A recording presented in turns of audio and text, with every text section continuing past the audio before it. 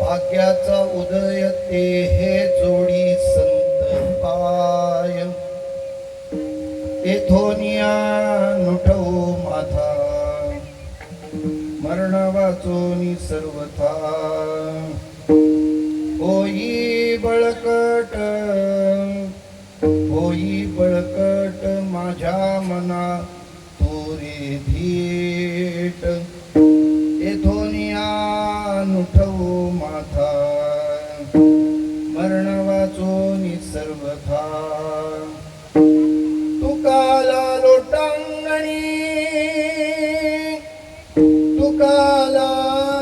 लोटांगणी भक्ती भाग्या झाली धनी एथोनिया नुठवू माथा मरण वाचोनी सर्वथा पांडुरंग करू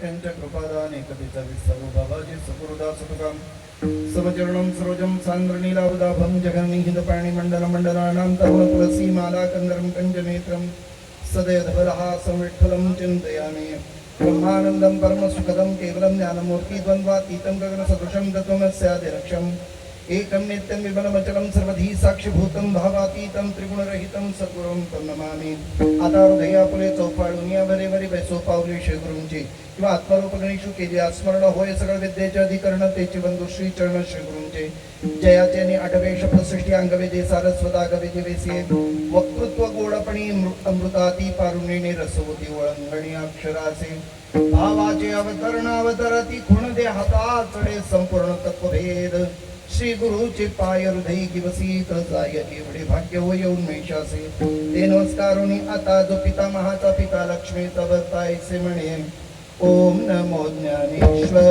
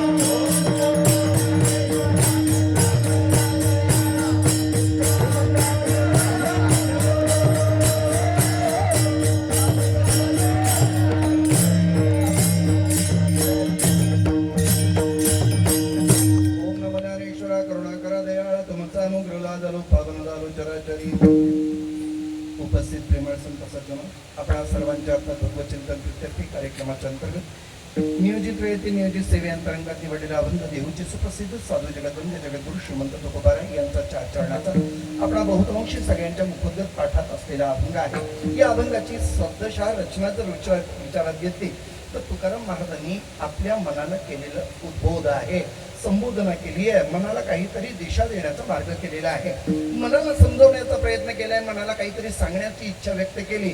ज्या इच्छेपोटी त्या मनाच्या आधारे प्राप्त होणाऱ्या स्थितीचा विचार आपल्या समोर ठेवलेला आहे. कसं चिंतन आहे, होई रे बळकट माझ्या मनात रे धीट, हा उपदेश आहे. त्या मनाला सांगणं आहे की बाबा तू जरा बळकट हो, धीट हो, मी काही निर्णयावर जाऊन पोहोचलोय.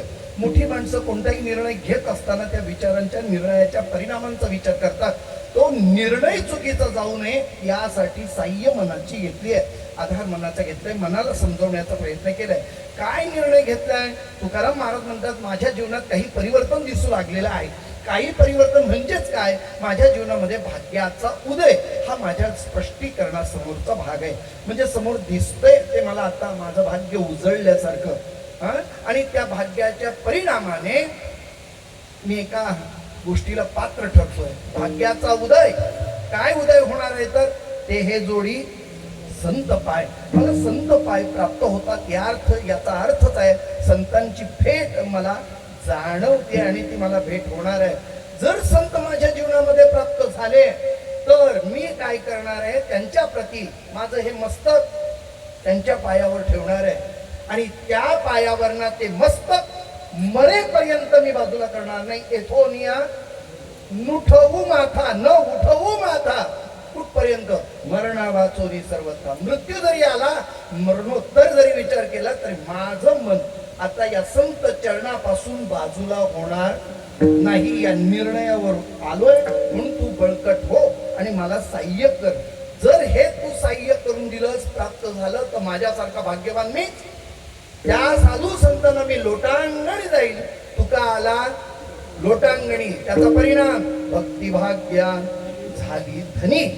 भक्तीच्या भाग्यातला मी धनी म्हणजे मालक होईल, असं हे चिंतन आहे वेडाला.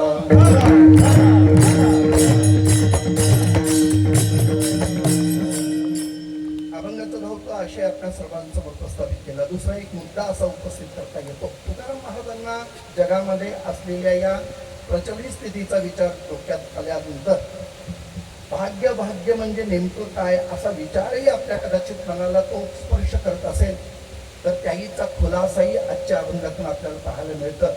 आपल्या शब्दांकित जर त्याचा विचार करायला गेलं तर या अभंगाला ज्याला सुरुवातच म्हणतात त्या अभंगाच्या प्रथम चरणाला भाग्य असा उल्लेख केला आहे आणि शेवटच्या चरणात सुद्धा भाग्य उल्लेख आहे. उपक्रम आणि उपसंवाद. उपक्रमात भाग्य आहे, भाग्याचा उदय हे पहिलं झालं. शेवटचं चरण काय? तुका आला लोटांगणी, भक्ती भाग्या झाली धनी. खाली भाग्य आहे, वरती भाग्य आहे. जर हे भाग्य आहे तर ते कोणतं भाग्य आहे असं जर विचार केला तर तुकाराम महाराजांनी आतापर्यंत भाग्याच्या वर्णनाचा विचार करत असताना व्यवहारातल्या भाग्याचा विचार इथे मांडलेला नाही. तो आध्यात्मिक आणि परमार्थिकच असला पाहिजे हाच विचार आहे. कारण भाग्यवान एकदा का शब्द प्रयोग झाला की तो कधी अभागी होता कामा नाही. तर भाग्यवान आम्हाला भाग्यवान म्हणता येत नाही. याचं कारण आहे आजची स्थिती उद्या राहणार नाही. आज आहे ती अवस्था उद्या नाही आहे. मग भाग्य कसं म्हणता येईल? पण परमार्थातलं भाग्य मात्र गौरवास्पद पात्र आहे. त्या भाग्याचा विचार आज आपल्याला करायचा आहे. तो भाग्य आपल्या कोणत्या पद्धतीचे तुकाराम महाराज धनी म्हणतात, मालक म्हणतात, त्याचाही विचार अंशतः करायचा आहे वेळाला.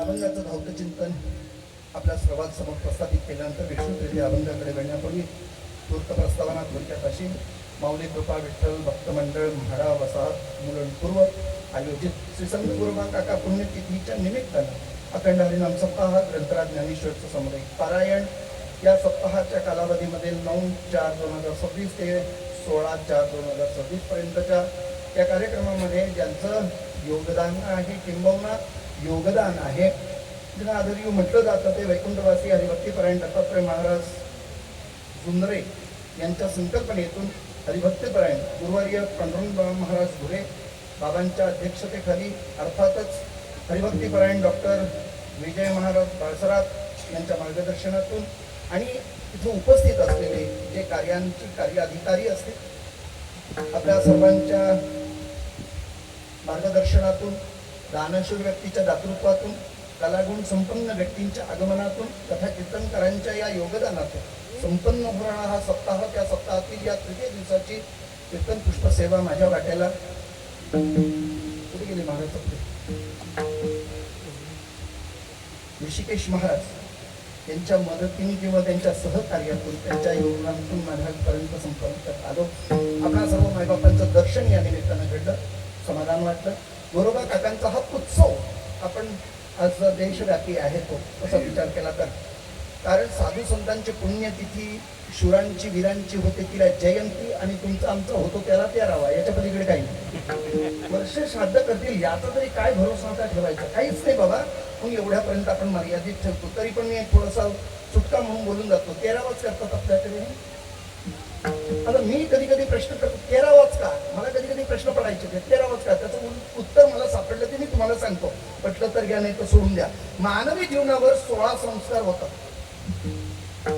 त्यात जन्माला आल्याचं पहिला संस्कार, लग्न झालं हे विवाह सोहळा दुसरा संस्कार, आणि मेल्यानंतर अंत्येष्टी हा कितवा, तिसरा संस्कार. म्हणजे प्रत्येक माणसावर 3 संस्कार तर नक्कीच होतात ना. राहिले किती बोलत चला ना, मग तो 13वाच करायचे.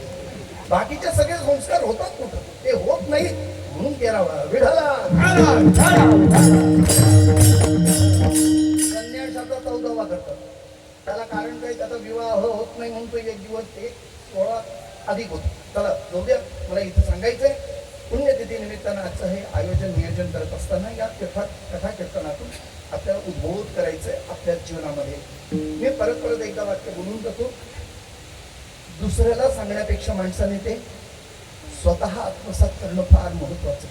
खूपपर्यंतचं प्रमाण फार गोड आहे. ऐसे जागवितो जना सरीसे मनासहित. मी जगाला जरी सांगत असलो तर मी माझ्या मनाला पहिला बोध करतो. मग हाची अनुताप घेऊन सावध काहीतरी बोध तरी मना.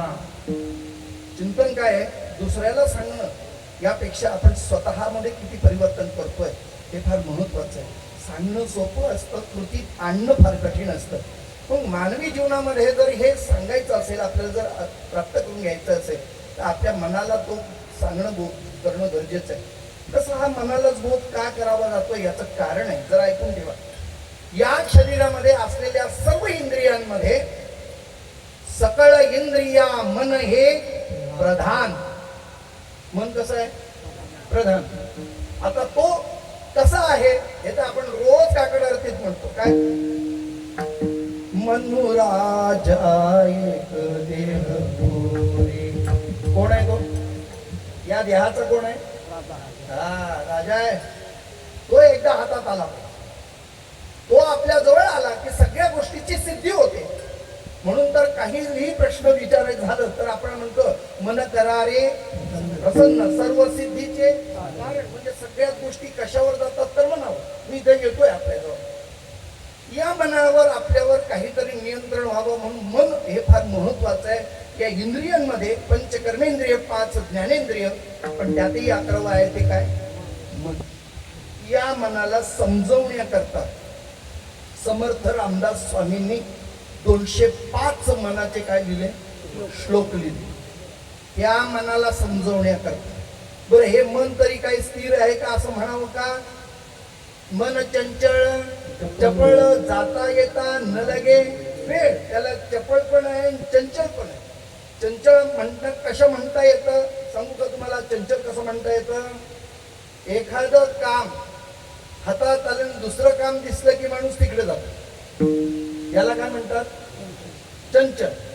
हातातलं काम पूर्ण करून दुसरं काम करतो याला म्हणतात चपळ. आता तरी कळलं का? बर, मन चंचल होण्याचं कारण काय आहे? त्याला देणाऱ्या व्यवस्थेचा विचार, म्हणून चंचलता असते. उदाहरण सांगायचं झालं, आपण एखाद्याच्या घरात गेलो आणि आपल्याला समजा चहाची आता तलप म्हणा की आली, आता आपल्याला कोणीतरी चहा द्यावा असं वाटत असताना अचानक ते पाहुणे भेटले, चला आपण जरा चहा घेऊया. आलो घरात, आल्यानंतर परत प्रश्न समोर ठेवला, चहा घेणार, कॉफी घेणार की थंड घेणार? आता काय आलं? मनाची चंचलता वाढली. चहा घेऊ, हे ना यांना काय चांगलं जमत असेल, कॉफी चांगली जमत असेल का, थंडावरच भागूया असं मनात येतं. काय कारण आहे? याला कारण आहे फक्त चंचलता. विषय समोर आले का मन काय होतं? चंचल होतं. एकच होतं तोपर्यंत काही नाही, पण अनेक गोष्टी समोर आल्या की चंचलता आहे. ह्या मनाचा स्वभावच तसा असल्यामुळे मन चंचल चपळ असं म्हणताना हे पहिली गोष्ट आहे, तो चंचल आहे. पण त्याच्या बाबतीत एक निर्णय म्हणजे ज्ञानोबरायांनी सांगितलंय, या मनाची हे निके जे देखलिया गोडिया ठाया सोके म्हणून सुखाचे कौतुके दावी जाईजे. या मनाला हे सुखाचा अनुभव द्या. एकदा का मनाने त्या गोष्टीचा ध्यास घेतला मग मात्र चिंता करायची गरज नाही. उदाहरण सांगायचं झालं, विवाह झाल्यानंतर मुलीला माहेर सोडून सासरी जावं लागतं. मन रमत नाही, माहेरची ओढ असते, कधी मुलारी येतोय, मला घेऊन जातोय असं त्या मुलीला त्यावेळेला वाटत होतं. त्यावेळेला मी आता तर बोलत नाही, आता विचाराच्या भानगडीत पडूच नका. आई बापाला आता कोणतीही व्यवस्था ठेवायची राहिलेली नाही. आता ज्यांचा त्याचा मी म्हणत होतो तेव्हा सीता स्वयंवर, द्रौपदी स्वयंवर, आता स्वयंवर रोजच. त्यांनीच ठरवायचं कुठं जायचं, काय करायचं, का कोण जाणे. पण झाले ते झाले परिवर्तन हे निश्चितपणे. त्या स्वयंवराचा विचार केला तर त्या मनाचा विचार आहे.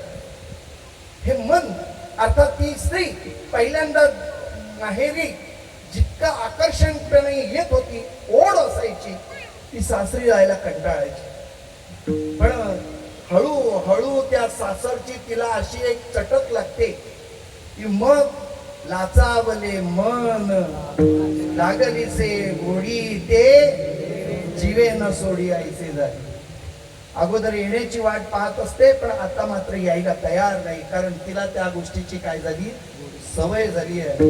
हे मन सुद्धा असं आहे, एकदा का तिथं जाऊन स्थिरावलं तर मात्र काही हरकत नाही. जगद्गुरु तुकोबारायांनी पाहिलं, आपल्या मनावर थोडं विजय नियंत्रण प्राप्त करून घ्यायचं असेल तर मनाला जरा गोडीनं समजावून सांगून करावं लागतं. मनाला काही शिकवावं लागतं, मनाला काही सांभाळावं लागतं. वेगवेगळ्या पद्धतीने या मनावर नियंत्रण करता येतं. तुम्ही पटलं तर बघा, मनाला जरा सांभाळून गोड बोलून त्याला काम करून घेता येतं. पण काही वेळेला मन सहज आणि गोड बोलून ऐकत नाही, मग त्याला अतिभार त्याच्यावर द्यावा लागतो, मग तिथून बाजूला होण्याची शक्यता आहे. नसेल तर आपल्याच व्यवहारातल्या उदाहरणातून मी फक्त परमार्थिक उदाहरण जोडतो. एखाद्या माणसाला दारू पिण्याची इच्छा खूप झाली आहे, तो दारू प्यायला लागला, त्याला किती व्यवहारातल्या गोष्टी सांगितल्या तो ऐकायला तयार नाही. शेवटी त्याच्या बाबतीत असा निर्णय घेता, त्याला एक दिवस एवढे द्यायची की त्याच्या पोटातलं पुन्हा सगळं बाहेर आलं पाहिजे. एकदा का त्याचाच त्याला तो किळस झाला. विटलेओ बोला, आता बोला, विटलेओ मन प्रपंचा पासोनी वमन ते मनी. आता तो परत शिवत नाही. आता तरी कळलं तुम्हाला? वमन केल्याचा जो काही त्रास होतो, अर्थात तिच्या क्लिष्ट वाटतं, तिथून त्याचं मन कदाचित परिवर्तित होऊ शकतो. त्या मनाचा एक भाग सांगितला जातो. दुसरं नाही मन ऐकलं तर त्याला मात्र काही शासन केलं जातं. मनावर नियंत्रण करण्यासाठी मी बोलतोय. पहिला मुद्दा सांगितलं, तुम्हाला त्याला जास्त द्यावं लागतं. एक तर समजून सांगा, नाही तर त्याला अतिभार द्या. यांनी ऐकलं नाही तर मनाला फटके द्या, मनाला चपराक द्या. काही वेळेला लाडही करावे पण त्याला चपराकही द्यावा. तसं मनाला चपराक द्यायचा तोही भाग सांगतो. एका राजाने बकरी पाळली. राजाने फरमान असं काढलं होतं, या बकरीचं जो कोणी पोट भरेल दिवसभरात त्याला 10,000 रुपये बक्षीस. और रोज घेऊन लोक यायचे, बकरी चरायला न्यायची, दिवसभर चारायची, संध्याकाळी घरी आणून राजाच्या समोर द्यायची. राजा त्याची परीक्षा करायची. बकरीच्या पुढ्यात हिरवागार चारा समोर केला की बकरी खायची. कळतं तुम्हाला? बकरीचं पोट कधी भरत, तिला अज म्हणतात बरं संस्कृत मध्ये, म्हणून तिथून शब्द प्रयोग आहे अजागळ, हा शब्द तिथून आला. अज म्हणतात. तिचं पोट कधी भरत नाही, तुम्ही कितीही दिला तरी ते स्वहा. तर काय होतं ते तिचं तिला माहिती. मग हिरवागार चारा तिच्या समोर केला कधी बकरी खायची. याचा अर्थ तुम्ही पोट भरलेलं नाही. महिना झाला, सगळ्यांनी प्रयत्न केले, पोट भरलं नाही. एका बहादराने सांगितलं राजेसाहेब माझ्याकडे जा. बकरीला घेतलं, हिरव्यागार चाऱ्यात असलेल्या शेतात उभं केलं, हातात एक चाबूक पट्टी घेतली, चाबूक घेतला म्हणा, काठी घेतली म्हणा वेताची. बकरीनं हिरव्यागार चाऱ्याला तोंड लावलं की फटका, तोंड लावलं की फटका, तोंड लावलं की फटका. दिवसभर हिरव्या चाऱ्यात उभी केली. एक गवताचं पात खाऊ दिलं नाही. असं फटकारलं, रूपाशी होती. संध्याकाळी राजाच्या समोर नेऊन दिली. राजेसाहेब बकरीचं पोट भरलं. राजाने नेहमीप्रमाणे चारा पुढे केला. बकरीने चारा बोला लवकर, नाही खाल्लं तर अजून फटके द्यायला. नाही खाल्लं. का नाही खाल्लं? शासन केलं. या मनाच्या बाबतीत तसा विचार केला तर तेवढी ताकद आपल्याला करता येत नाही, कारण आपणही मनाच्या अधीन गेलेलो. मन आपल्या अधीन नाहीये, आपण मनाच्या अधीन गेल्यामुळे आम्हाला शासन करता येत नाही. मग या मनाला काही समोपचाराने समजावून सांगून करता येईल का? मग तुकाराम महाराजांनी पहिला प्रयोग केला. का? त्याचं कारण आहे. 3 गोष्टी महत्वाच्या शास्त्रशुद्ध पद्धतीने जर विचार केला तर एक संतांची कृपा, देवाची कृपा, ग्रंथाची कृपा, तशी मनाची पण काय पाहिजे? कृपा पाहिजे. कोणतंही आध्यात्मिक ध्यास आपल्याला अगदी सिद्धीला न्यायचा असेल, ग्रंथ जरी वाचला तरी ग्रंथाची सुद्धा कृपा असावी लागतात. ग्रंथ वाचण्याची इच्छा व्हावी लागते. ही ग्रंथ कृपा आहे. आज आम्हाला धनेश्वरी हातात घ्यावीची इच्छा होत नाही, कृपा नाही झाली आमच्यावर. गाथा हातात उघडून घ्यावून बसावं नाही वाटत आहे. नाही, ही कृपा नाही आहे. कल्पना करा, आम्हाला वाटलं पाहिजे तर ती कृपा. भगवान परमात्म्याच्या लीलेचं कथा कीर्तनाला संगतीला किंबहुना तिथे येणं, ही सुद्धा त्या भगवंताची काय आहे? कृपा आहे. संतांची कृपा आहे. आणि ती संत कृपा अवगत करायची असेल तर त्याच्या ग्रंथ कृपा, ईश कृपा म्हणा किंवा या मनाची कृपा काय झाली पाहिजे. तुकाराम महाराजांनी या गोष्टीचा आधार घेतला आणि या मनाला समजवण्याचा प्रयत्न केला. सहज आणि गोड बोलून त्याला एक अनुरोध केला की हे मना, मला काही निर्णयावर जायचंय. या निर्णयाला जाण्याकरता मला तुझं साह्य पाहिजे. आपल्यावर कोणीतरी विसंबून आहे म्हटल्यानंतर एक श्रेष्ठता येते, मनाला ते मोठे पण घेऊन. तुमच्याशिवाय मी जाऊ शकत नाही, तुम्ही आलात तर माझं काम होणार आहे असं म्हणत त्या मनाला साह्यता मागितली आणि त्या मनाला समजवण्याचा प्रयत्न केला. तो अभंगाच्या 3ऱ्या चरणावर होई बाळा, होई बाळा काटा, होई बाळा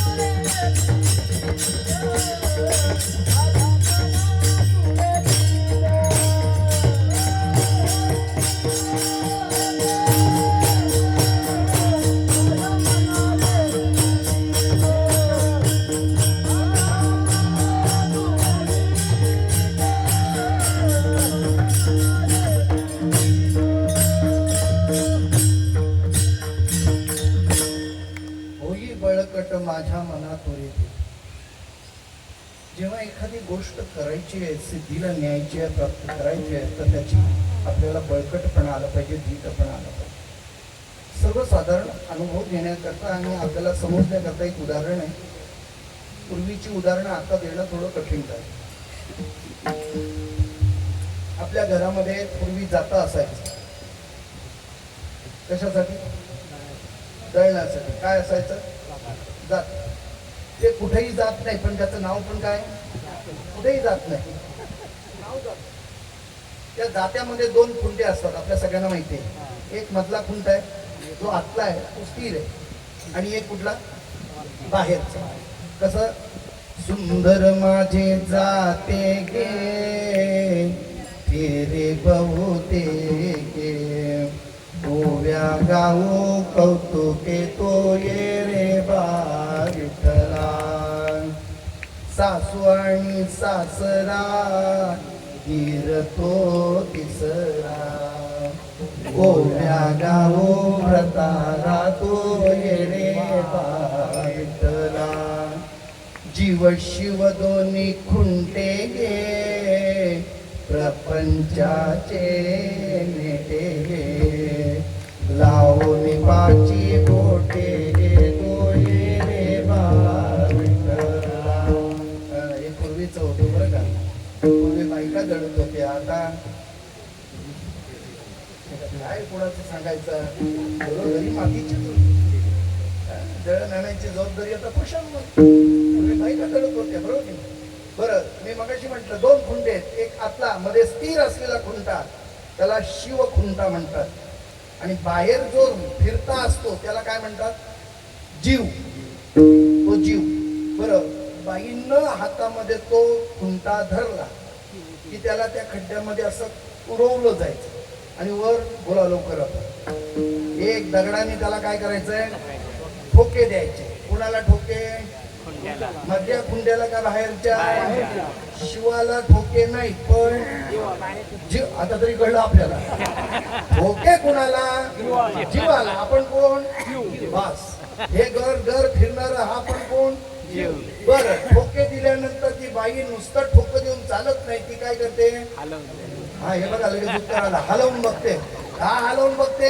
कारण तिला माहिती आहे हे जर कमकुवत बसलं आणि मी जर घाई केली तर कदाचित ते तोंडावर आपटण्याचे दात तुटण्याची शक्यता नाकारता येत नाही. म्हणून ते दातावर तोंडावर पडू नये यासाठी खुंडा काय केला जातो? भक्कम केला जातो. परमार्थ करण्याच्या दृष्टीने मनाची भक्कमता फार महत्वाची. जोपर्यंत मनाची स्थिरता, मनाचं बळकटपणा, मनाचं धीटपणा येत नाही तोपर्यंत परमार्थ घडत नाही. लोक सहज म्हणतात, महाराज तुम्ही पत्रावळी उचलायला सांगा, साफसफाई करायला सांगा, सतरंजी अंतरायला सांगा, जेवण करायला सांगा, पण माळ घालायला हे महत्वाचं आहे का? आमची मनाची काय? बोला ना, इथं तर खरं महत्वाचं आहे. एकदा माळ घातली की त्याला 5 सूत्र आहेत, ती सूत्र सांभाळायला लागते. खोटं बोलायचं नाही, चोरी करायची नाही, मांस भक्षण करायचं नाही, परस्त्री गमन करायचं नाही, मग मद्यपान करायचं नाही. हे सगळे सूत्र आहेत. मग ही सांभाळायची कशी? इतकी मनाची तयारी नसते. पण परमार्थ हा मनावर अवलंबून असल्या कारणाने पहिला उपदेश जर कुणाला असेल तर मनाला. महाराज ज्ञानोबरे तुकोबरे सगळे आत्मनावरचे नियंत्रण करण्याकरता अनेक ओव्या, अनेक प्रमाण आपल्याला पाहायला मिळतील. तुकाराम महाराजांनी या मनाला सांगितलं, मना मी एक निर्णय घेतोय आणि त्या निर्णयासाठी मला तुझी मदत पाहिजे. जेव्हा योद्धा युद्ध करायला जातो ना, त्याच्या शरीराची गरज नसते, त्याच्या मनाचा बळकटपणा पाहिजे असतो. तो बळकटपणा माझ्या छत्रपती शिवरायांच्या मावळ्यांमध्ये होता. एकही मावळ अरे मरायला तयार होते, पण मागे फिरायला तयार नाही. काय सांगायचं महाराज? जेवढं परमार्थामध्ये जर आपणही उतरलो तर राजांचे मावळे जसे आहोत तसे आपण सिद्ध होऊ शकतो. पण यासाठी मनाचा बळकटपणा महत्वाचा आहे, आणि ते तुकाराम महाराजांनी अजमावलं. या मनाला समजवलं, हे मना मी एका निर्णयावर जातोय, ते निर्णय घेण्यापूर्वी माझ्या जीवनामध्ये जो परिवर्तन झालंय तो परिवर्तन मात्र तुझ्या पुढे व्यक्त करतो. काय परिवर्तन झालंय? मला जे समोर स्पष्ट दिसतंय ते माझं भाग्य. कुठे उदयाला आल्यासारखं वाटतंय आणि त्यामुळे मला संत प्राप्ती होते. हा माझा भाग्याचा आशय मी तुझ्या पुढे ठेवतो. अभंगाचं पहिलं चरण.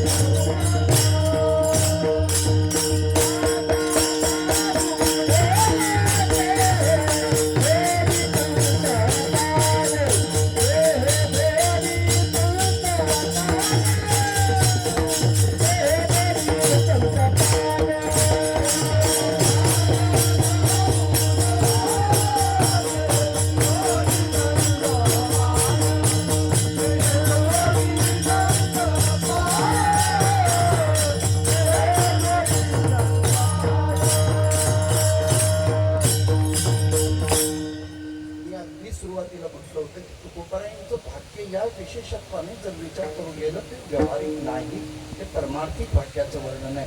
लक्षात घ्या, आपण व्यवहारामध्ये भाग्यवान म्हणतो. आपण कुणाला म्हणतो? ज्याच्याकडे भरपूर पैसा असला त्याला काय म्हणतो? काय भाग्यवान नाही, होय की नाही? पैसा असला की काय म्हणतो आपण? भाग्यवान. पैशाला भाग्य म्हणतो की नाही आपण? नसेल तर तुम्हाला सांगतो. आता इथं काय आहे, कल्पना करा, रस्त्याने चालता चालता 5 रुपयाचं नाणं तुम्हाला समोर अगदी अचानकपणे दिसलं. तुम्ही काय करता? त्याच्यावर मग उडी मारताना पलीकडे जाता, असंच ना? काय हिंमत आहे लक्ष्मीला ओलांडून मग काय करता? वागता खाली ते पैसे उचलता, कपाळाला लावता आणि खिशामध्ये ठेवता. मनातल्या मनात म्हणतात भाग्याचा. पण त्याला काय माहिती, ज्यांनी खिशात पैसे ठेवले त्याला काय माहिती आताच अंत्ययात्रा गेली. पैसे बोला ना. महाराज याला भाग्य म्हणायचं का? महाराजांचं काही निषेध काही ठिकाणी आपल्याला व्यक्त करताना दिसतं. काही वेळेला चांगली पत्नी मिळाली तरी सुद्धा माणसं म्हणतात तुम्ही भाग्यवान आहात, तुम्हाला सगळं रेडीमेड मिळतं, सगळं तुम्हाला जागेवर मिळतं. म्हणजे हे बायको चांगली मिळाली त्याला पण काय म्हणतात? भाग्यवान. मुलं चांगली असली किंवा मुलं जन्माला आली तर त्याला पण काय म्हणतात? भाग्यवान. तुकाराम महाराजांनी याच्यावर निषेध व्यक्त केला. भाग्य तरी नो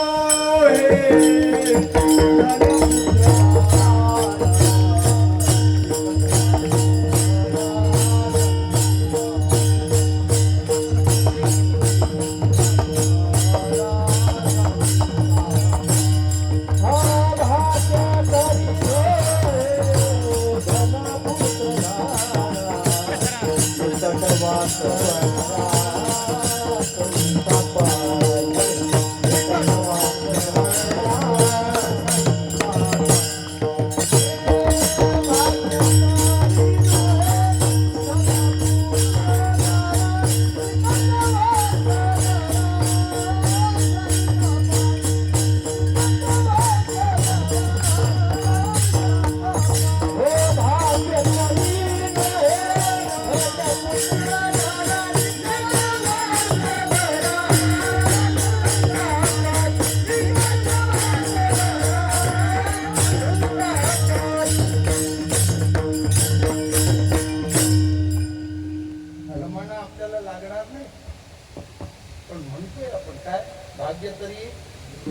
काय धन. धनाला भाग्यवान म्हणायचं नाही. असं जर भाग्यवानाचा नंबर लावला असता तर आपल्या सगळ्यात एक नंबरचा भाग्यवान रावण ठरला असता. तर तुकाराम महाराजांनी त्यांची संपदा सांगितली पण भाग्यवान उल्लेख केला नाही. महाराज संत विचारांनी आर्थिकतेला पैशाला भाग्यवान म्हटलं नाही. याचं कारण आहे हे भाग्य तुमच्या प्रारब्धाने प्राप्त होतं. प्रारब्धेची जोडे धन, प्रारब्धेची वाढे मान. मग जेथे जातो तेथे कापाळ सरीचे प्रारब्ध. मला खरंच सांगा पैसे मिळाले तर लावले कुठं? बोलत चला तुम्ही पटापट. कपाळाला, बरोबर की नाही? आणि पैसा गेला की हात लावून बसतो. काय मग इथंच आहे ना आपलं सगळं. हे 7-12चा जो काही आलेख केलाय ना तो 5वीच्या दिवशी येऊन केलाय. म्हणून 6वीच्या दिवशी म्हणजे 5वीच्या दिवशी दिवा माळवून द्यायचा नाही. अंधारात 6वीने एकदा काय कपाळावर लिहून गेली तर त्याचं नशीब बदललं त्याला कोणी बदलू शकत नाही. नल्ला आधीची लिहिले ते काही केल्यानं पुसले जैसे काळे गोरे पण धुतले फिटवणे नाही. ज्ञानोबाई म्हणतात हे लल्लाटावर लिहिलं तर जात नाही. मग भाग्य इथं म्हटलं जातं पण हे प्रारब्ध जे म्हणतोय ना हे धन आहे आणि मान आहे तुमच्या प्रारब्धावर अवलंबून आहे. ज्याच्या जीवनामध्ये धन लिहिलेलं असतं त्यांनी टाकून पहा धन परत आल्याशिवाय राहत नाही. जर याच्या नशिबात लिहिलेलंच नसेल तर मात्र प्रयत्न करून पहा ते राहत नाही. म्हणजे धन हे भाग्याचं लक्षण नाही. बरं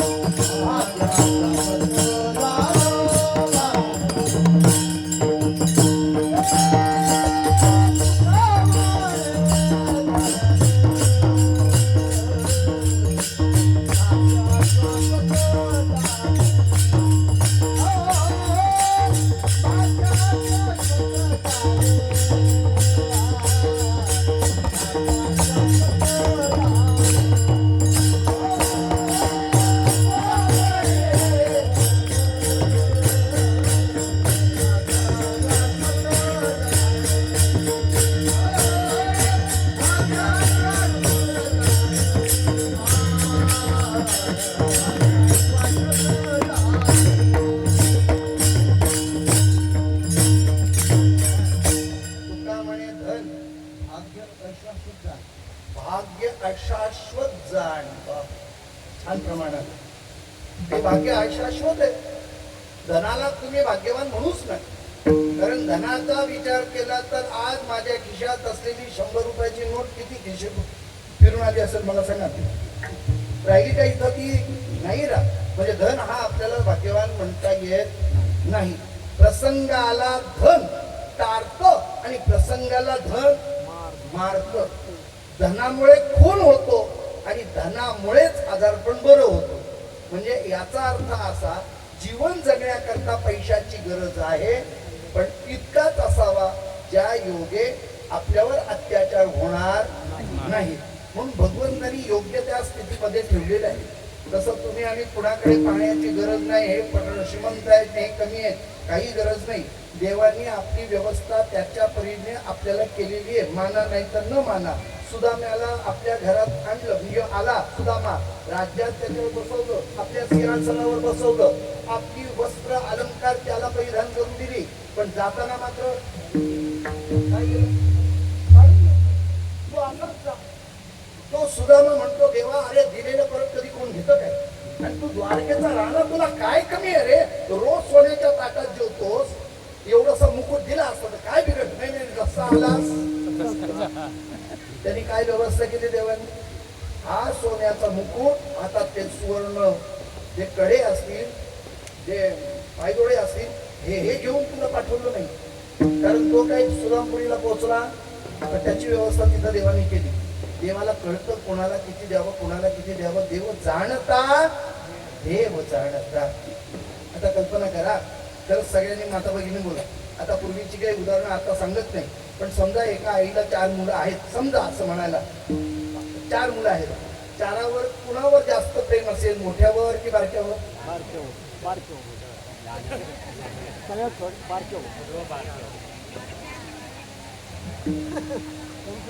त्या बघा, त्या म्हणाल्या सगळ्यांवर. हे बघा, हे काय म्हणतात, आईचं प्रेम सगळ्या मुलांवर. या का अशा म्हणाला मला कळत नाही. जर म्हणाले असते तर काहीतरी असेल, लहान काहीतरी देत असं, नाही तर मोठा तरी देतो.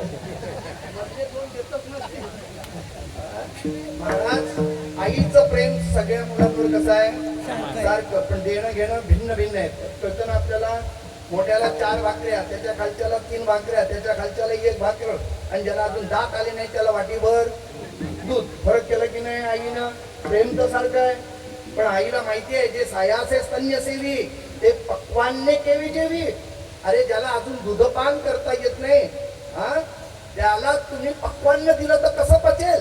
आणि ज्याला 4 भाकऱ्याची भूक आहे त्याला वाटीभर दूध देऊन चालेल का? मग हे जसं आईला कळतं तसं देवाला कळतं. म्हणून देव जाणता, म्हणजे धन जर तुमच्या आणि माझ्या वाट्याला नशिबाला आलं असेल, कुणी चिंता करू नका. पुढचं म्हटलंय दारा. दारा म्हणजे, दारा म्हणजे कोण? एका मोठ्या महात्म्याने बोललेले विचार आहे. फक्त मी तुमच्या पुढे त्यांचं उच्चिष्ट सांगतोय, माझा पदार्थ सांगत नाही. त्यांनी सांगितलं दारा म्हणजे बायको, पत्नी. दारा का? तर ती दाराजवळ येऊन थांबते म्हणून दार. बरोबर की नाही? आराम के है सब साथी, वक्त पड़ा तब कोई नहीं, जब टिकट मिला है जाने का, डेरा किया स्मशानों में, वहां जलाने वाले लाखों थे मगर जलने वाला कोई नहीं. बस धनाने घूमो पशवष्ट गोष्टी, भार्या गृहदारी जनस्मशानी. अजून एक विधान चांगलं सांगतो त्या महाराजांचं. एक जाडजूड माणूस घरातल्या घरात मेला. बिचाराची अंत्ययात्रेची पूर्ण तयारी झाली. आमच्याकडे अशी पद्धत आहे, शेवटची आंघोळ अंगणामध्ये होते. बरोबर आहे की नाही? किती लाखाचं तुम्ही बाथरूम बांधा, किती टाईल्स चांगल्या लावा, पण शेवटची आंघोळ कुठं? दारात. त्याला बाहेर काढायची वेळ आली. बाहेर काढताना असं घडलं की 2 माणसांनी पुढे धरलं, 2 माणसांनी मागे धरलं, मध्ये दोघांनी हात लावलं. पण ते जाडजूड असल्यामुळे त्यांना ते सावरता येईना. मेल्यानंतर काही म्हणतात वजन वाढतं पण माणसाचं. बरं, त्याला काढताना ज्यांनी हात धरला त्याचा पाय पुढच्या बाजूने सरकला आणि त्याचं मढ्याचं डोकं दरवाज्यावर आपटलं आणि मढा जिवंत झाला. अरे कुठे घेऊन चाललात असं म्हटल्यावर ते तिथंच टाकल्याने पळाले. आपल्या लक्षात आलं असेल, होऊ नये पण झालं तसं. काय लागलं त्याला? तो दरवाजा लागला, मढ जिवंत झालं, त्यात प्राण आला. 6 महिने झाले. 6 महिने. 6 महिन्यानंतर पुन्हा तीच गती झाली.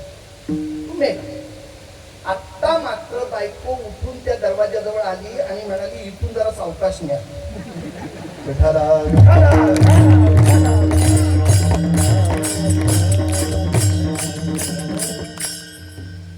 का म्हणाली ते आता विचारू नका. तिचं तिलाच माहिती बाबा. का म्हणाली असेल की परत जिवंत झालं तर. बायको सुद्धा आपले भाग्याचं लक्षण मानता येत नाही.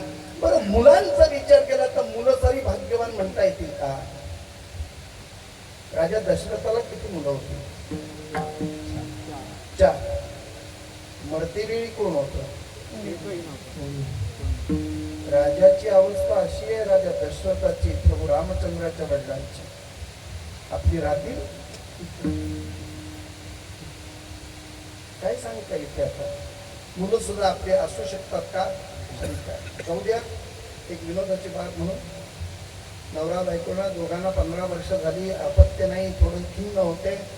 काही उपचारांती त्यांना पितृत्व संततीचा समन्वय दिसू लागला.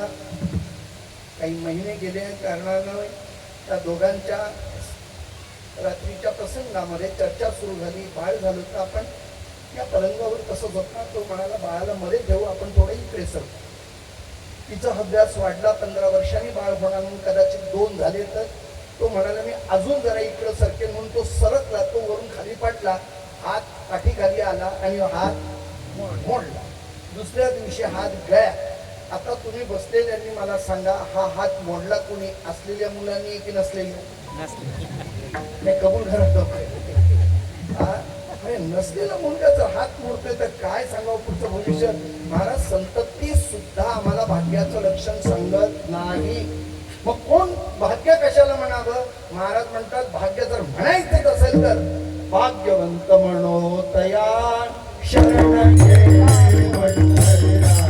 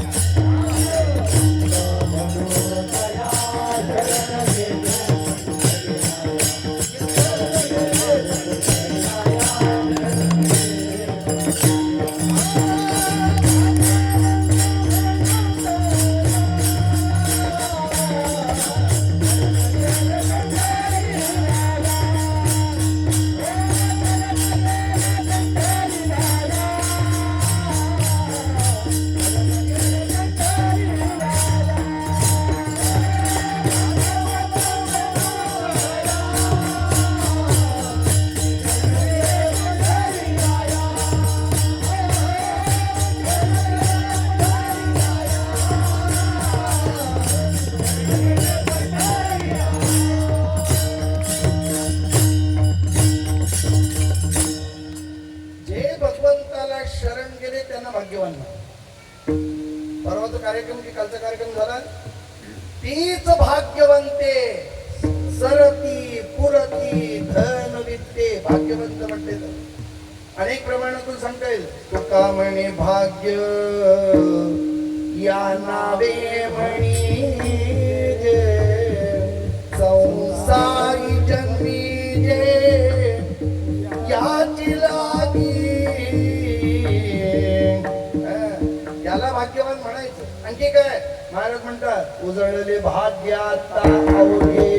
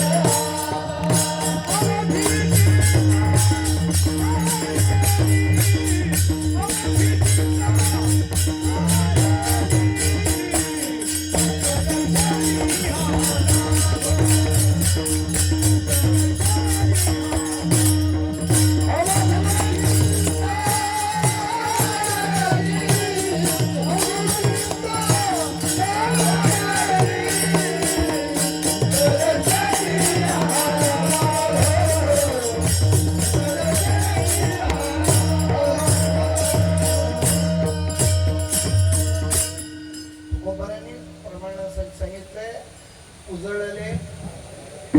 भाग्य तुकोबरायांचं होतं. तुका म्हणे होता तो या भावात सापडला म्हणजे भाग्य होतं त्याला उजळा आला. उजळले भाग्य आता अवघी चिंता बारली. काय म्हणतात महाराज संत दर्शनी हा लाभ. पद्मनाभ जोडला. संत भेटतायत याच चिन्ह उमटलं. कशावरून महाराज संत भेटणं दुर्मिळ आहे पण संत ज्या ती भेटू इच्छितात संत माझ्याकडे येण्याची चिन्ह मला दिसू लागतात. याचा अर्थ मी भाग्यवान आहे. पुण्य फळले बहुधा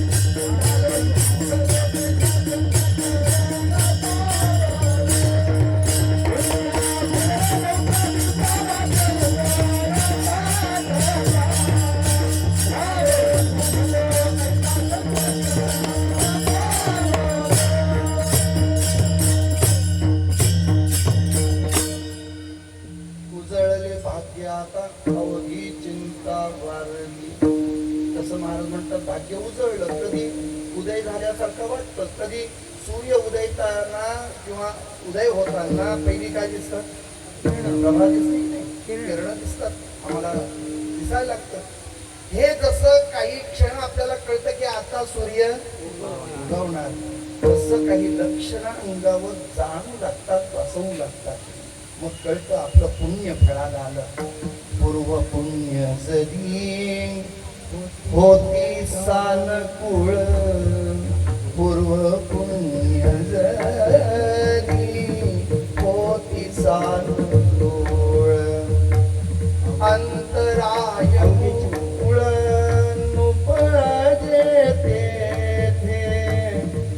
अंतराय मूळ नुपजे तेथे, पूर्व पुण्य जरी होती सानकुळ, पूर्व पुण्य जरी होती सानकुळ. पुण्य फळले बहुत दिवसा, पूर्व पुण्य जरी होती सानकुळ. महाराज परमात्मा प्राप्तीसाठी, देव प्राप्तीसाठी, संत प्राप्तीसाठी पुण्य लागतं. कोण पुण्य त्यांचा होईन सेव, बहु अवघड आहे संत भेटी. पण पुण्य कोणते? ते पुण्य उदयास आले.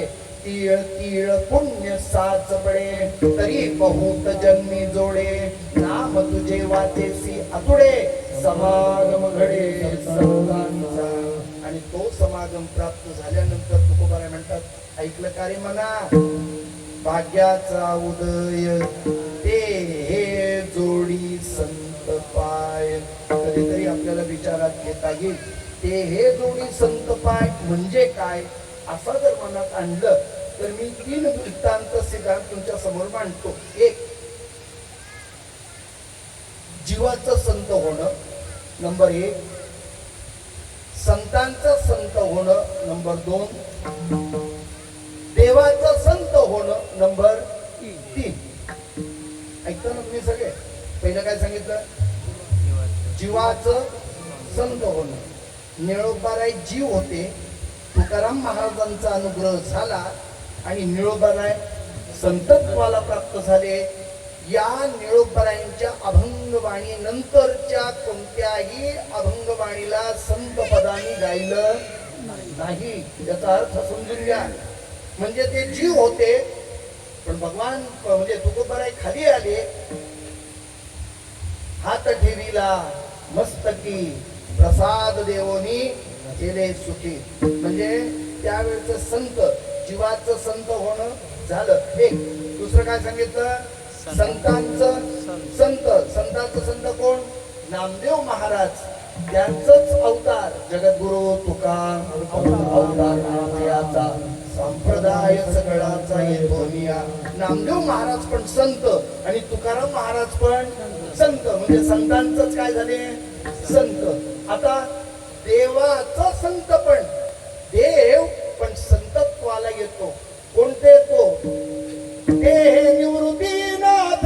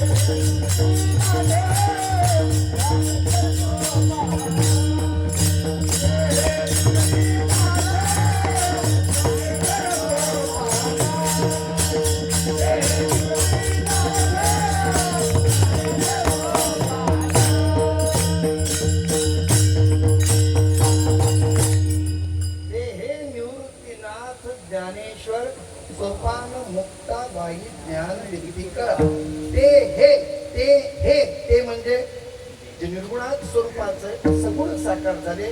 ब्रह्माचे अनुभूती स्वरूपाने विभूती स्वरूपाने आले. म्हणून संतांच्या विभूती धर्मालागी अवतरती. संघ धर्म रक्षा या कारणे संत होताती अवतीर्णे. म्हणजे मग काय म्हटलं जातं, विभूतीचा विचार सांगितला, देवाचं तत्व, पण संतत्वाने इथं आले. कसं हरिपाठात किंवा आरतीत रोज म्हणतो, लोपले ज्ञान जगे एकनेनती कोणी अवतार पांडुरंगे नाव ठेविले ज्ञानी आरती ज्ञान राजा. कोण आहे ज्ञान बरं आहे? महाविष्णूचा सखा माझा. आणि कोण आहे निवृत्तीनाथ? सदाशिवाचा अवतार स्वामी निवृत्ती जातार. कोण आहेत सोपान काका? ब्रह्मा सोपान तो झाला भक्तानंद. कोण आहे मुक्ताबाई? आदिशक्ती मुक्ताबाई. ते हे सगळे मला भेटणार आहेत. मग ते हे भाग्याचा उदय, ते हे जोडी संत पाय.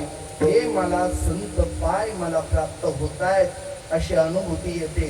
पण हे जर पाय माझ्या जीवनाला लाभले ना, तर मी काय करेन? अभंगाचं द्वितीय दुनिया लुटवू माझा.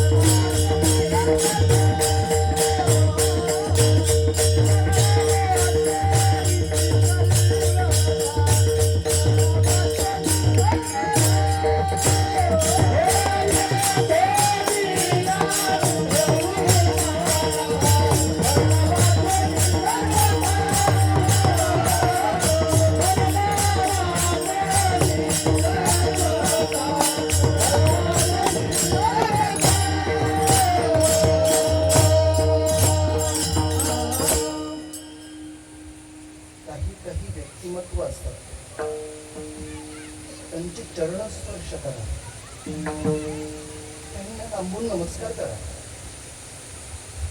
विंचू सर्प हे पण देवाचे आहोत. दुरून ही म्हणतात बरोबर. काहींना चरण स्पर्श करा. तुकाराम महाराज म्हणतात, जर संत भेटले तर त्यांच्या चरणावर मी माझा काय ठेवे? माथा ठेवे. तुमच्या लक्षात येतं का माथा का ठेवला जातो?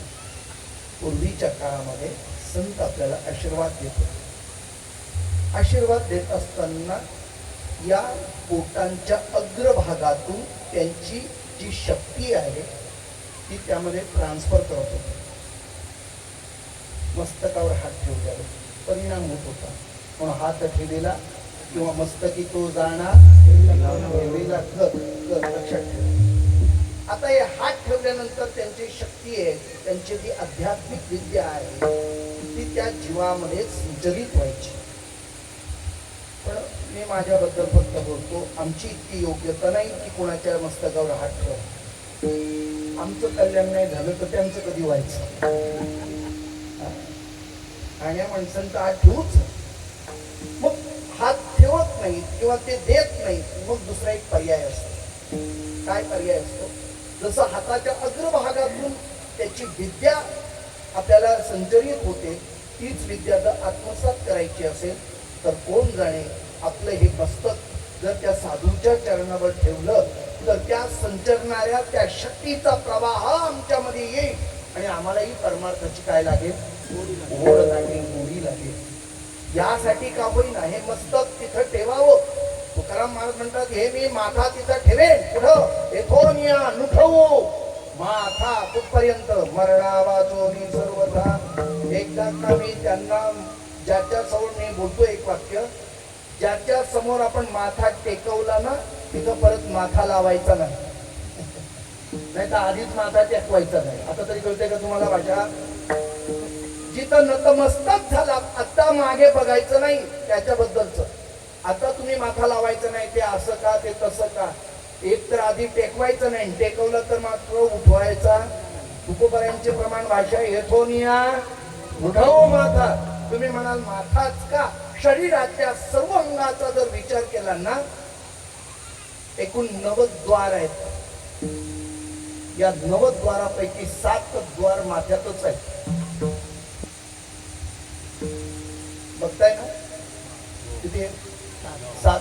90 द्वारातले 7 द्वार माथ्यात, म्हणजे हा माथा संपूर्ण बघा. 2 कान, 2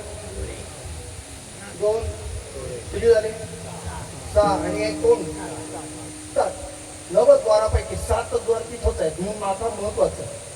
अजून सांगतो, एखाद्या 2 क्षेत्राच्या मध्ये अपघात घडला, बाउंड्रीला, इथं हद्द सुरू आणि इथं हद्द संपली, असं जिथं शासकीय विचारधारा घेतली जाते तिथं ऍक्सिडेंट घडल्यानंतर त्या मनुष्याचा पाय कुठं आणि डोकं कुठल्या दिशेला आहे त्यावरून ती केस त्या तिकडे जाते. आता तरी कळतं तुम्हाला?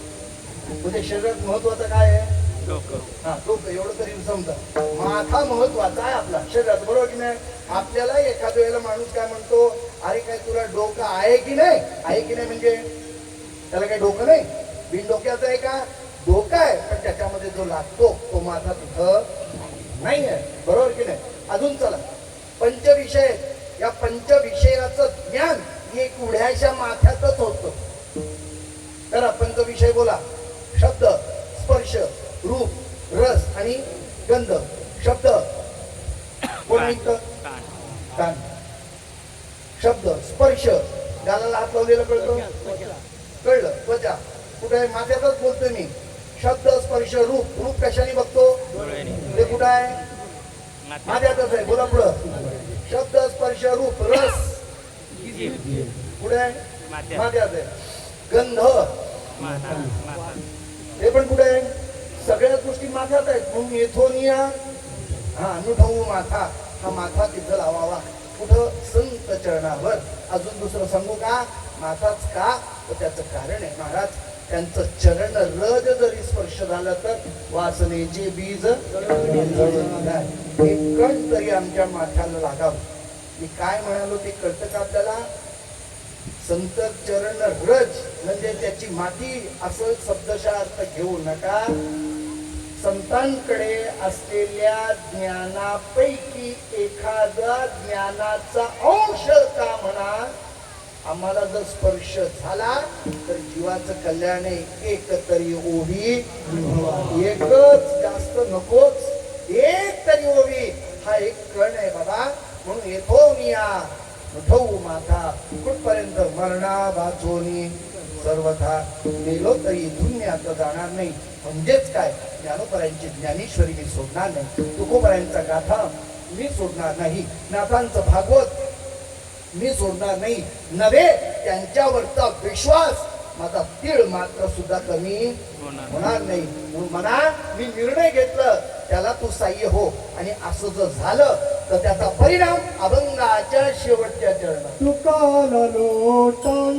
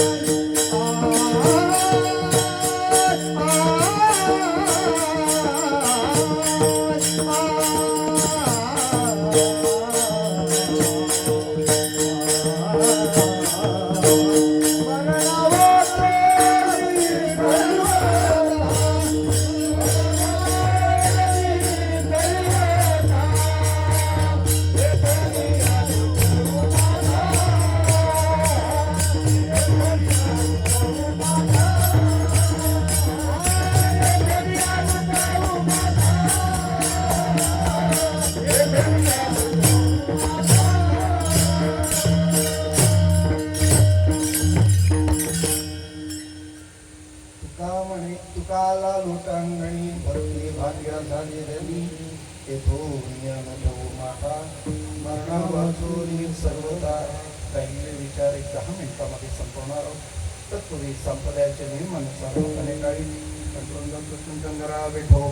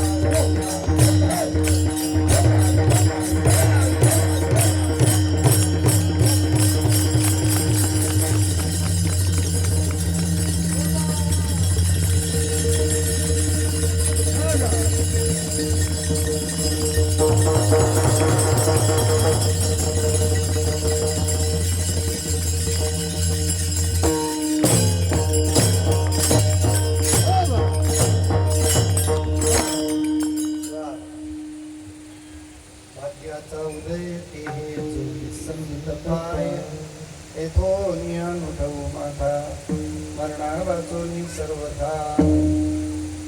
एक लक्षात घ्या, पूर्व पुण्य असल्याशिवाय ही गोष्ट होत नाही. या धर्म मंडपात आपण सगळे आलात, बहुत सुकृताचे सगळेच नाही या मंडपामध्ये, सगळेच नाही भजन करत. आपण भाग्यवान म्हणा स्वतः. हे भाग्य वाढत गेलं पाहिजे. आपण टाळ घेऊन उभे राहिला भाग्यवान म्हणा. आपण वेळा घेतायत भाग्यवान म्हणा. आम्हाला कथा श्रवणाला आलोत भाग्यवान म्हणा. आम्ही गायक आहोत, आम्ही वादक आहोत भाग्यवान म्हणा. देवाने आम्हाला ती व्यवस्था केली. आम्ही काहीच करू शकलो नाही, आम्ही खूप छान श्रवण करू शकतोय भाग्यवान म्हणा. आज एवढ्या घरामध्ये सुविधा असताना तुम्ही सगळ्याचा त्याग केला. ते 8 दिवस 4 दिवस तुम्ही त्या तुमच्या सिरियल रिसर म्हणणार होतो, पण बरं झालं सिरियल त्यांना भूल पडली. बरं आलं. काही गोष्टी फार महत्वाच्या आहेत. अंगीकृत होणं महत्वाचं आहे. मला असं वाटतंय कधीतरी कुणाच्या तरी निमित्तानं का होईना आमच्यामध्ये निश्चित असं परिवर्तन होणं गरजेचं आहे. संतांच्या आवृत्ती, संतांचे विचार आणि काय कायचे एकदा तरी कुठेतरी दर्शन झालं पाहिजे. आम्हाला तो विचार पटला पाहिजे, रुचला पाहिजे. मी एक वाक्य बोलून जातो. रेंज कधी असते माहिती आहे? टॉवर असेल जवळ तर त्याला काय असते? रेंज. पण आम्ही या टॉवरच्या जवळ येतच नाही, म्हणून आउट ऑफ रेंज. त्या रेंज मध्येच नाहीये. बरीच माणसं आहेत. एवढा मोठा सप्ताह असू द्या, किती आपण त्यांना आवाहन करा, ते हवं तर तुम्हाला दान धर्म करतील, पण तुमच्यात काही इन्व्हॉल्व होणार नाही. मी म्हटलं तसं नाही. तिथं सुद्धा ही संत सेवा आहे. आज तुम्ही कीर्तन ऐकतात, जी कीर्तन ऐकतात तर कीर्तनकार स्वतःच्या पदाचं काहीच सांगत नाहीये. तो बोलेल तर त्याला प्रमाण पाहिजे. ज्ञानोबारायांचं, तुकोबारायांची ओवी पाहिजे, ज्ञानोबारायांची ओवी पाहिजे, तुकोबारायांचा अभंग पाहिजे, एखाद्या संस्कृत श्लोक पाहिजे, तर त्याला ती प्रमाण सिद्धता. अहो हीच सेवा आहे खरं. आज आपल्याला जायचं भाग्याचा विचार करायचा. तो भाग्य कसं? आता ऐका. संत भेटल्यानंतर आमच्यामध्ये परिणाम होतो, परिवर्तन होतं. 3 प्रकारचं भाग्य सांगितलं. आता परमार्थिक भाग्य ऐका. मी संसाराचं भाग्य सोडून दिलं. आता परमार्थिक भाग्यामध्ये संत भेटल्यानंतर आमची ज्ञान म्हणजे भक्ती, ज्ञान आणि वैराग्य काय काय वाढलं पाहिजे? भक्ती वाढली पाहिजे, ज्ञान वाढलं पाहिजे आणि वैराग्य अंगीकृत वाढलं पाहिजे. संत भेटले आणि यातलं काही बदल झालं नाही तर आम्हाला त्यांना संत म्हणता येणार नाही.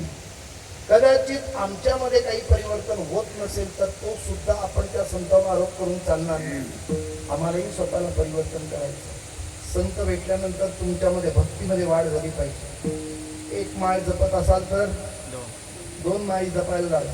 5 ओव्या वाचत असाल तर 10 ओव्या वाचायला तुम्हाला आवड, रुची निर्माण झाली पाहिजे. ही भक्ती वाढली पाहिजे. संत भेटले आणि भक्ती कमी झाली नाही चालत. भक्ती वाढली पाहिजे. एक वारी करून थांबत नाही, तो पुन्हा पुन्हा वाऱ्या करायला प्रवृत्त होतो. ही संत कृपा आहे महाराज. म्हणून भक्ती वाढली पाहिजे. पुढे ज्ञान वाढलं पाहिजे. आज आपल्यामध्ये जे ज्ञान आहे ते व्यावहारिक ज्ञान आहे. त्याला आत्मज्ञानाचा विचार सांगितलं. नामस्मरणा व्यतिरिक्त होईल ते ज्ञान विष्णुमय जप, व्यर्थ त्याचे ज्ञान. बाकीचं ज्ञान पोटपूजेच आहे. आम्हाला भगवंत परमात्मा साकार अनुभूतीला येणं तो ज्ञान महत्वाचं आहे. सर्वाभूती पाहे एक वासुदेव हे ज्ञान महत्वाचं आहे. विठ्ठल जळीस तरी भरला, रीता ठाव नाही उरला, हे ज्ञान आम्हाला कळलं पाहिजे. हे संत आल्यावरच आम्हाला कळतील. संत प्राप्ती शिवाय आम्हाला जगातला देव कळणार नाही. महाराज संतच आम्हाला ज्ञान त्या स्वरूपाचं देतील. भक्ती, ज्ञान आणि काय वैराग्य. या भक्ती आणि ज्ञानाला साजेसाठी किंवा तो आकार घेण्याकरता वैराग्याची जोड लागते. बीत राजा सारिखा जोडोनी ठेविला असे सखा, तो अवघियाच्या भूमिका सवेचा. वैराग्य वाचून ज्ञानासी तगणेची नाही. वैराग्याशिवाय ज्ञान टिकत नाही. मग वैराग्य आत्मसात होणं गरजेचं आहे. वैराग्य म्हणजे नेमकं काय हो? वैतागलेलं नाही.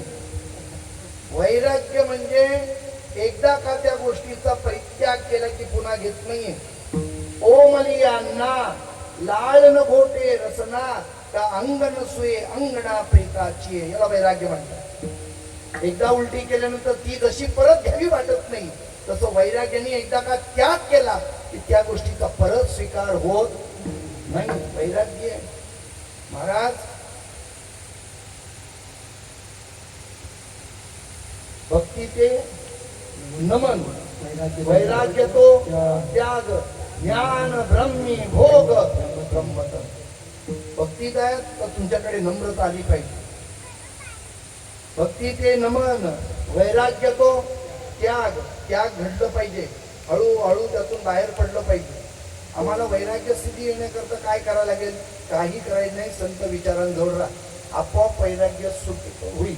कसं होईल? सहजता येते. सहजता. एखादं लहान मूल असतं, ते झोपत नाही, आता ती खेळणं घेऊन झोपतं, बरोबर की नाही? ते जर झोपलं तर त्या आईला माहिती आहे आता ते घेऊन झोप. थोड्या वेळाने त्याच्या हातातलं ते खेळणं सुटेल, त्यालाही कळणार नाही. पण जागा झाला की पुन्हा ते शोधत, याला वैराग्य म्हणत. पुन्हा त्याची प्रवृत्ती निर्माण होता कामा नये. मग असं संत भेटल्यानंतर या गोष्टी होतात का? महाराज त्याचं उत्तर एकच देईल, हे होतात. आणि ते आम्हाला पाहता येतील ज्यांच्या चरित्र चिंतनाने किंवा पुण्यतिथी निमित्तानं आम्ही सेवा करतोय. ते गोरोबा काका. त्या गोरोबा काकांकडे भक्ती, ज्ञान आणि वैराग्य पाहायला मिळतं. बघा पाहिजे तर आपण पटापटा लगेच चळवूया. पहिली भक्ती. गोरोबा काकांची भक्ती अशी होती की त्या भक्तीच्या बळामुळे तुटलेल्या हाताला गोरोबा काकांना आधार देण्याकरता विठू कुंभार नावानं रुक्मिणी मातेला, त्या गरुडाला गाढव होऊन आणि पांडुरंगाला विठू कुंभार होऊन गोरोबा काकांच्या घरी येऊन मडकी घडावी लागली, बाजारात विकावी लागली. मग असा तो भक्त स्वरूपाने किंबहुना भक्ती इतकी वाढली, देवाला यावं लागलं ही भक्ती, देवाला काम करावं लागलं ही भक्ती. देव माती तुझं. माझा परमात्मा कुंभार झाला, मडकी विकायला लागला. एक प्रसंग फक्त सांगतो. बाजारात नेलेली मडकी अहो इतकी सुंदर दिसत होती.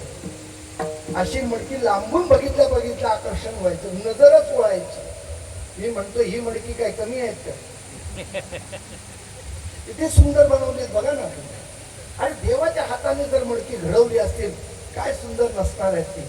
आलेला गिराईक मडका घेताना काय करतो? बोला लवकर. हा, वाजवून बघतो. देव होता तिथं विकायला, त्याने सांगितलं वाजवून काय बघता, आपटून बघा. कुठला तर पैसे परत. त्या माणसाने घेतला, खरंच आपटला.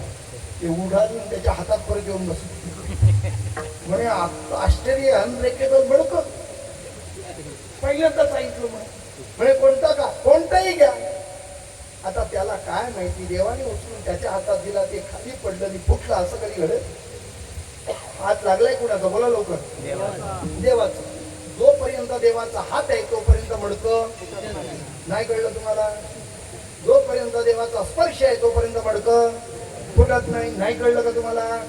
जोपर्यंत देवाचा स्पर्श आहे तोपर्यंत हे मडकं फुटत. ज्या दिवशी हात निघेल त्या दिवशी स्पर्शन होईल, तिथून दक्षिण दिशेला मग फुटल्याशिवाय. आता हे तर कळलं आपल्याला. हात कुणाचा होता? महाराज जगन्नाथ. त्याचा हात होता, त्याचा परिणाम. त्या गिराईकाला असं वाटलं, असलं किती रुपयाला म्हणतो? म्हणे 2 रुपये. म्हणे 5 रुपये देतो, नाही 3 रुपये देतो. पण सगळीचा सगळा व्यवहार करून टाक. काय लगभग 500 रुपये ठरलं. देव निघून गेले. आता कळलं तुम्हाला? देव निघून गेले. आता कोण बसलं? हे गिराईक. सकाळी 2 रुपयाचं मडकं आता 5 रुपयाला लावलं. गिराईक आला की विचारतं 5 रुपये, सकाळी 2 रुपयाला होता, आता 5 रुपये झालं. अनब्रेकेबल आहे. काय म्हणताय काय? आपटून बघा, फुटलं तर पैसे परत. घेतलं, आपटलं, काय झालं असेल? बोला लवकर. म्हणाले एखादं डिफेक्टिव्ह असं सेकंड घ्या, दुसरं घ्या. दुसरं घेतलं फुटलं, तिसरं घेतलं फुटलं. आता ते विचारत बसू नका, सगळी फुटली तरी आपल्याला काही घेणं नाही. हात कुणाचा होता? देवाचा होता. आता देवानी तिथे येऊन मडकी विकावी एवढी भक्ती गोरोबा काकांची होती की नाही? भक्तीत मानायचं. चला आता एक नंबर झालं भक्ती. पुढे ज्ञान. गोरोबा काकांकडे ज्ञान होतं. कशावरून? नामदेव महाराज बसले असताना निवृत्ती दादा आले. नामदेव देवाचे लाडके भक्त म्हणून निवृत्ती दादा नामदेवांना नतमस्तक झाले. मग ज्ञानोपराय झाले, मग सोपान काका, मग मुक्ताबाई. पण ज्ञानोपरायांच्या या दर्शनानंतर मुक्ताबाईनं जेव्हा पाहिलं एवढं दर्शन घेत आहेत पण नामदेवांचं मान जरा सुद्धा खाली वाकली नाही. मुक्ताबाईच ती म्हणाली देवाचा संग झाला पण अहंकार अजून गेला नाही. काय सांगितलं? काका कुंभारात मडक्याची परीक्षा करता येते. कच्चा मडका पक्का मडका तुम्हाला ओळखता येईल. ही सगळी मडकी तपासून घ्या आणि कच्चा असेल तर त्याला आव्यात घालून परत भाजून काढा. कुणी सांगितलं? मुक्ताबाईंनी. कुणाला सांगितलं? गोरोबा काकांना. काका वयोवृद्ध, ज्ञानवृद्ध, तपोवृद्ध. काकांनी परीक्षा केली. कुणाची? निवृत्ती, ज्ञानदेव, सोपान, मुक्ताबाई, चौतामाळी, गोरोबा काका म्हणजे बाकीचे त्या काही असलेले नरहरी, सोनार वगैरे सगळ्यांची त्यांनी काय केली? परीक्षा केली. मी तर कधी कधी घाबरतो बरं का. आता महाराज लोकांची परीक्षा नाही म्हणून बरं आहे. हा, ही परीक्षा जर दिली तर मला नाही वाटत मी तरी पास होईल. बाकीच्यांचं मला माहिती आहे. आता सगळे शाळेतल्या परीक्षा बंद झाल्या ना. आता इयत्ता 8वी पर्यंत सगळे पास. परीक्षा द्यायला कोणी तयार नाही. खरं तर परीक्षा महत्वाची. काकांनी परीक्षा करताना नामदेवांवर पाळी आली. नामदेव महाराज पळून गेले. आपल्या सगळ्यांना माहिती आहे. पण कोण? ते नामदेव महाराज तिथे गेले देवाला सांगायला लागले कुठल्या संत सभेमध्ये पाठवलंच. आणि डोक्यावर फळांना हाडून परीक्षा केली जाते काय? हा, आणि ती एवढीशी 8 वर्षाची पोरगी म्हणते नामदेव कच्चा फळाला धरा, त्याला पकडा आणि आवेत टाका. म्हणजे बरं झालं वाचलो त्यांच्या तावडीतून आणि मी इथं आलो. देव पण म्हणाले ते बरोबर आहे. ते बोलले ते चुकीचं नाही. तू अजून कसा आहेस? कोण म्हणाले? देव म्हणाले. कुणाला? नामदेवांना. भक्तीमध्ये काय ठरले? बोलत चला तुम्ही लवकर लवकर. कच्चा ठरले, कच्चे ठरले. बरोबर की नाही? किती वारी युगाचा भक्ती होती त्यांची? चौयुगाचा भक्त नामा उभा कीर्तनी. 4 युगाचा परमार्थ कच्चा ठरला. 4 वर्षात माळ नाही घातली तर आम्ही कधी पक्के व्हायचे? किती महाराज. म्हणून माझ्या गोरोबा काकांनी परीक्षा करावी इतकं ज्ञान त्यांच्याकडे होतं. मग भक्तीमध्ये पहिले काय मिळाले? भक्ती बघितली आपण. आता काय पाहिलं? ज्ञान. आता तिसरं आहे काय? वैराग्य. गोरोबा काकांकडे वैराग्य. माती मळताना पायाखाली बाळ आलं, ते तुडवलं गेलं. संती आली, तिनं पाहिलं बाळ दिसत नाही. त्यांच्याकडे लक्ष केलं, माती रक्ताने लाल झाली होती. काही शरीरातले अवयव दिसायला लागले. संती आली, गोरोबा काकांच्या छातीवर हात दिला आणि भजनात दंग असलेल्या गोरोबा काकांना ढकलून भजनी विक्षेप ते पै मरण जाण.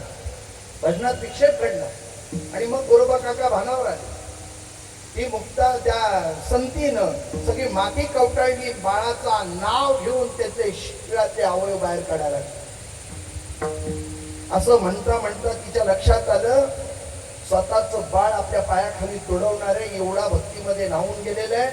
अशा भक्ती करणाऱ्या त्या पांडुरंगाच्या विठ्ठलाच्या मूर्तीला उचलते आणि त्या विहिरीमध्ये टाकून देते. म्हणून ती देवघरात गेली, मूर्त उचलली आणि आता ती नदीवर म्हणा विहिरीवर नेऊन टाकणार. एवढ्या काका पाठी धावले, हातात काठी घेतली, काका पाठीमागे धावले. संतीला कळलं आता हे कधी न रागवणारे पण रागवले.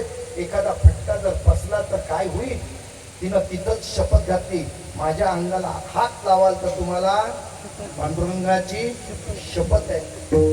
दुःख असतं, एक 12-13 दिवसाचा दुःखाचा चटा संपली आणि पूर्वसंसार सुरू झाला. पण अंगाला स्पर्श करायचं नाही म्हटल्यानंतर पुढील संसार कसा होणार? तिनंच निर्णय घेतला. संधीनं आपली लहान बहीण रामी बाबांना सांगितलं, वडिलांना सांगितलं, माझी बहीण तिला सवत म्हणून मी घ्यायला तयार आहे, तुम्ही त्यांच्याशी लग्न विवाह लावून द्या. लग्न विवाह मंडप झालं आणि सासरी जायला अर्थात मुलीला निरोप देताना सासरे बुवांनी जावयाला सांगितलंय, आजीवरी केले संतीचे पालन, विठोबाची आण तैसे करा. आजपर्यंत संतीला सांभाळलं, तुम्हाला पांडुरंगाची शपथ आहे, दोघींमध्ये अंतर ठेवू नका, रामीचं पण सांभाळ तसंच करा. घरी आलं, लग्न झालं, 8 दिवस झाले, 15 दिवस झाले, महिना झाला, शेवटी रामी म्हणायला लागली, ताई तुझ्या आयुष्याचं वाटोळ केलंस नाही, माझ्याही आयुष्याचं वाटोळ केलंस. कशासाठी आणलं होतंस? पुढचा आपला चालावं, घर प्रपंच चालावं म्हणून आणलं होतंस. काय करतेस? तुझ्याही अंगाला स्पर्श नाही, माझ्याही अंगाला स्पर्श नाही.